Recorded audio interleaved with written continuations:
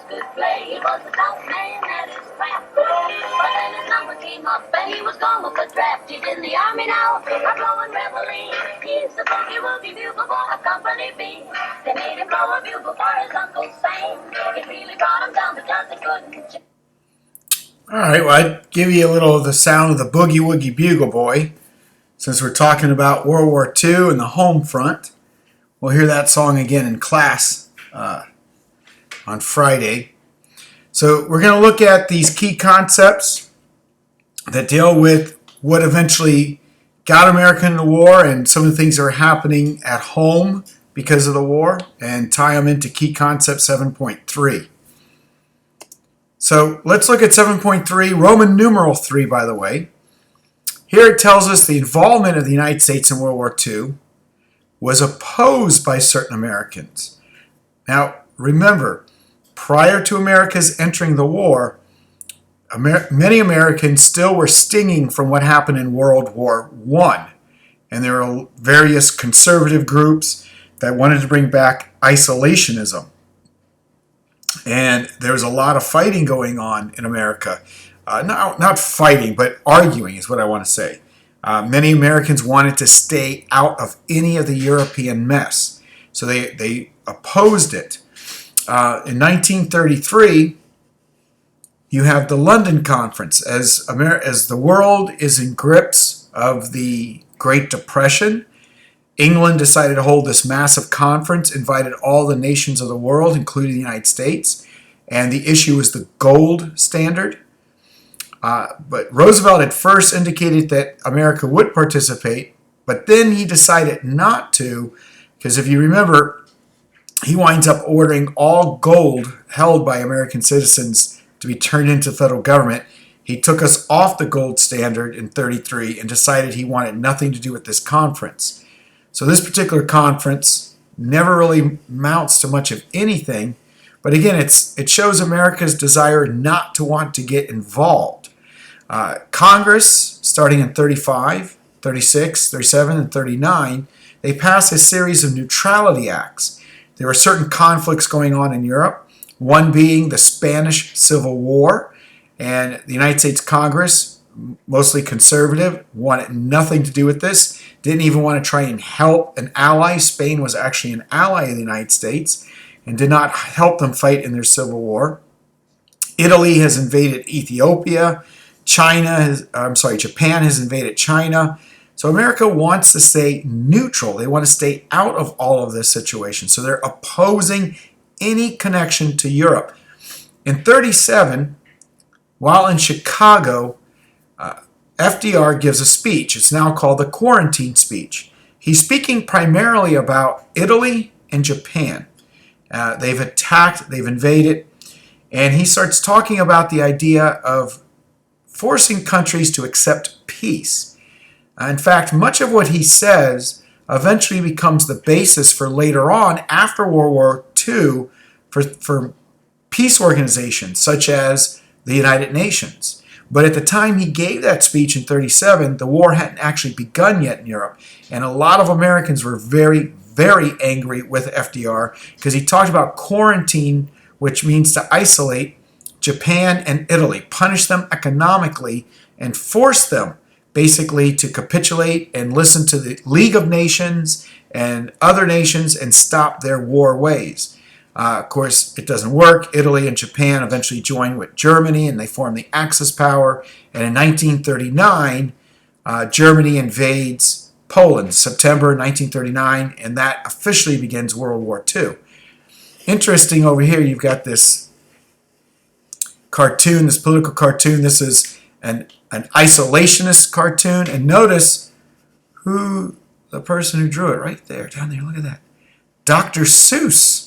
Dr. Seuss says, what a lucky thing, we've got separate beds. And he's got a nice comfy bed, and there's Europe, and there's a lot of sickness and disease going over there because there's Blitz pox, Nazi fever, fascist fever, Hitleritis, the Stalin itch. It's really trying to show us that a lot of Americans, like Dr. Seuss, wanted to stay completely out of anything in Europe. However, the attack on Pearl Harbor December 7th, 1941 is what's going to change that. It'll change it forever for the United States. This will lead America to go into a global political and military prominence, from World War II all the way to our time period. World War II is what stops any thought of isolationism forever. And America becomes what we call interventionist from this point on, especially into the Cold War. We'll get into that next. Our American society and our relationship between the United States and the rest of the world, all of this is going to change now. We're no longer going to be isolationism. We're going to start preaching interventionism. And again, the event that did that for us is, in fact, yesterday, December 7th, 1941, a date which will live in infamy. The United States of America was suddenly and deliberately attacked by naval and air forces of the Empire of Japan. The United States was at peace with that nation, and at the solicitation of Japan, was still in conversation with its government and its emperor, looking toward the maintenance of peace in the Pacific. I believe that I interpret the will of the Congress and of the people when I assert that we will not only defend ourselves to the uttermost, but will make it very certain that this form of treachery shall never again endanger us. all right, so yes, December 7th, 1941, in a surprise attack. Of course, it's one of those things that historians look back at, and we do realize that the United States understood that we were on hostile footing with the Japanese. Some people who like conspiracy theories think that perhaps the United States set up the Japanese government to attack. In any case, the United States now pledges itself to a war against Japan. Not against Germany, against Japan. But Hitler being Hitler, he's in an alliance with the Japanese, and a few days later will speak before the Reichstag, their version of Congress, and Hitler will declare war on the United States. When he does that, immediately Congress comes back together, and they declare war now on Germany. A little while after that, Italy declares war on the United States, and so then the United States declares war on Italy. If Hitler never declared war on the United States, if you think about it, America would have only have fought the Japanese. And who knows how this war would have turned out because of that. But it's that moment, it's the moment of the bombing of Pearl Harbor that changes our society. This mass mobilization of the American society. Millions of men, over 20 million men, will be in this new army. Sometimes we call them the greatest generation. These men who willingly go in and they want to fight for freedom. They want to fight Nazism, fascism, militarism in Japan. Also, this great war effort at home. All of this combined is what's going to help bring an end to the Great Depression, at least during the war years. These are two very popular posters of the time. This one's perhaps the most famous poster of World War II. We can do it. This is symbolizing women in the workforce. Millions of women will now be in the workforce. And just as a heads up, one of the things that your key concept talks about is full employment. One of the things that World War II is able to do to help end the Depression during the war years is we reach full employment in the sense that women are now in the workforce. But what about minorities? Well, minorities also, I don't know if you can tell or not, but this is an African-American male working side by side. Perhaps they're working on an airplane, I can't really tell, with what would be a white Caucasian male. They're going to have to fight for this, though. It's not going to come easy. A lot of race debates, a lot of debates over segregation is still going to take place. But eventually, in the next slide, I'm going to show you this.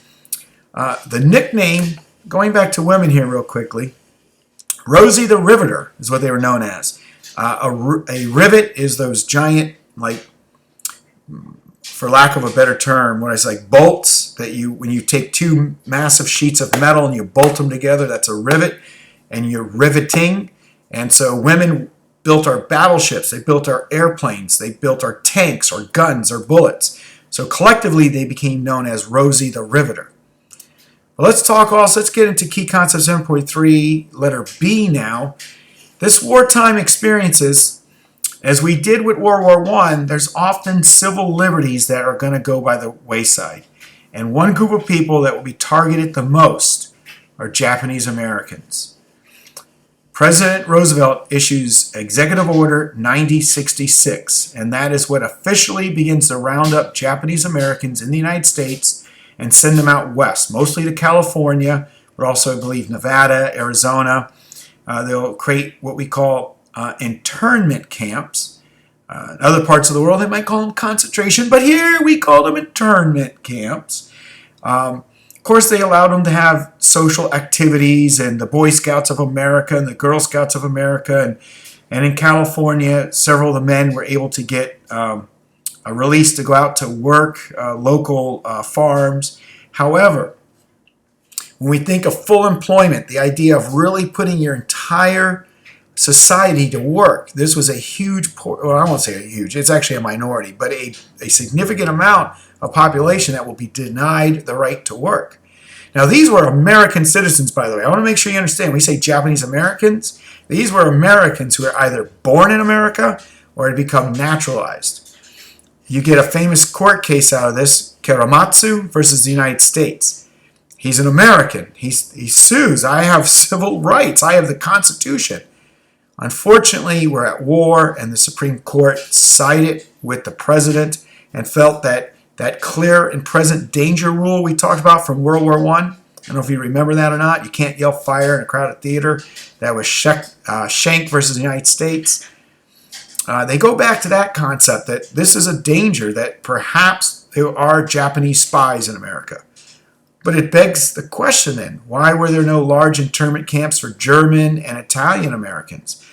Now, don't get me wrong, there actually were some, but these were very small groups of Germans and Italians will be rounded up in America as well, but only ones they knew 100% had ties to either fascist Italy or Nazi Germany.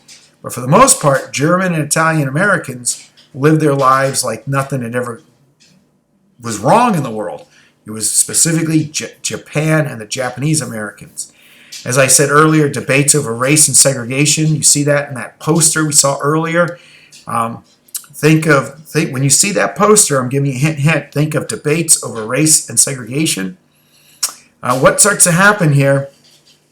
Because African Americans were not getting full rights to work in a lot of these government jobs to help build for the war effort. A union leader by the name of A. Philip Randolph. He's in charge of a union called the Brotherhood of the Sleeping Car Porters. Sleeping cars are these, on a train. You have cars where people sit, you have cars where people eat, and if you're going on a long trip, there are sleeping cars. And a porter, porter is a guy who gets you off and on the train, takes your tickets, helps you with your bags. So sleeping car porters. He tries to get an audience before FDR, and FDR won't listen to him. He doesn't want to have to deal with this. He feels a war is going on, and he doesn't want to also have to start dealing with segregation problems. Well, Philip Randolph threatens a 1 million-man march on Washington, D.C. Now, FDR, this is a few years in, he's into his third term, but he definitely remembers the summer of 1932. I don't know if you remember the summer of 1932. I wasn't there. I don't think you were there either, but we did talk about it in class. The Bonus Army incident, where all those veterans of World War I, tens of thousands of them, marched on Washington, and eventually the Army had to be called out to push them away. This threat of a 1 million-man march of African Americans who were going to be very angry, that got Roosevelt's attention. And he didn't want any march, so he now sends out a second executive order, Executive Order 8802. This creates the Fair Employment Practice Commission, the FEPC, Fair Employment Practice Commission. If you're a company that's going to get a government contract to build planes, battleships, tanks, airplanes, you must practice fair employment rules and regulations. You cannot deny minorities the right to work, or you will lose these government contracts. This is also the beginning of civil rights in America. African Americans began to now put themselves together in civil rights type organizations. You get WWII, which stood for double victory, victory over fascism in Europe, and victory over Jim Crow laws in the South, the end of segregation. CORE is the Congress of Racial Equality, the Congress of Racial Equality. Now, CORE is going to stick around after the war and will be here all the way through the civil rights movements of the 1950s and 1960s. So we will talk about CORE later on as well. WWII will only last throughout the World War II. But it wasn't just African Americans or Japanese, Mexican Americans as well, highly persecuted. The government began to open up immigration for the thousands of Mexicans that come to America because we needed them to help work in food production. But a lot of Mexican Americans are already here. A lot of the youth began to get involved in swing music and dress a certain style that we called zoot suits. And I'm going to show you a picture a little bit later on. You get these zoot suit riots happen in Los Angeles, but I'll wait and show that a little bit later. By the way, going back to the Japanese internment, let's remind you of something else that happened in history. What other group of people, what other ethnic group in American history in the past, way before World War II, were taken away and put on special places to live separate from white Americans? They're put not in internment camps, let's say, reservations maybe? Does that sound familiar? Could you guess without me telling you? I'm going to not tell you and see if you can just figure that out. A group of individuals since colonial period who had been persecuted by Americans and eventually were separated and forced to live on reservations. Let's just leave it at that. And that's a comparison in a way to what happens to Japanese Americans in this time period. Well, 7.3, Roman numeral 3, letter C now. How does America win this war? Well, it's a combination of what takes place. How the United States achieves its victory. Well, what's the combination? Well, it included, 1, allied and political military cooperation. The United States and Great Britain especially go into the largest, perhaps the most famous military political alliance in the history of the world. The United States will stage all of its attacks on North Africa and Europe from England. The two will become great partners throughout this war. Number 2, industrial production. America will produce more tanks and planes and battleships than the Germans could ever possibly match. Tanks alone, the German tank, the Panzer, much better tank than the American Sherman. The Sherman was a piece of garbage next to the Panzer. But if the Germans could build 1,000 Panzers, the United States could build 30, 40, 50,000 Shermans. Just sheer number alone would overwhelm the German army and then eventually the Japanese and, of course, the Italians. A third reason, technological and scientific advancements. Sonar and radar are invented at this time period. And this is going to help the United States win this war. But also, we'll go over here to the Manhattan Project. I'm going to talk a lot in class on, I believe, Tuesday about the atomic bomb. Why does America drop not 1, but 2 atomic bombs on Japan? That is a massive scientific advancement that they have over the enemies. Of course, popular commitment to the advancement of democratic ideas is the last part here as well. The Atlantic Charter. Before Japan even bombs Pearl Harbor, Woodrow Wilson, in August of 41, will secretively meet with Winston Churchill on Roosevelt's private yacht off the coast of Nova Scotia in Canada. No one knew about this. The war is taking place in Europe. England is barely holding on. The United States is not yet in the war. But those two men met and they created the Atlantic Charter. It was based on Woodrow Wilson. It was based on his 14 points of World War I. But there are only 8 points to the Atlantic Charter. Now, if you remember, with Woodrow Wilson's 14th point, he called for a League of Nations. The League of Nations, the United States never joined. So when Germany finally invades Poland in 1939, the League of Nations completely ceased to exist. Well, in the Atlantic Charter, they want to bring back the United Nations. They want to bring back the League, but they're going to call it a United Nations. And this time, the United States will join it. Look at our little Hitler up here. Mein World, mein World. Nine! Sorry, Ian. All right, moving on. For further reading, there's a lot to read on this. Isolationism versus interventionists, organizing for victory, workers in the war effort, life on the home front. A lot of stuff here to look at. Here are your Zoot suit. What had happened was the Mexican youths were enjoying themselves. They were wearing these oversized suits that were known as Zoot suits at the time, going to swing clubs in Los Angeles. And a lot of white American boys in their service uniforms went to these various clubs and got very angry that these Mexican youths were not also in uniform. And a massive riot took place throughout Los Angeles. Boys in the Marines and the Navy are definitely the ones who started the fight, but only Mexican Americans were actually arrested and put in jail for it. The Zoot Suit riots. All right, well, that's it.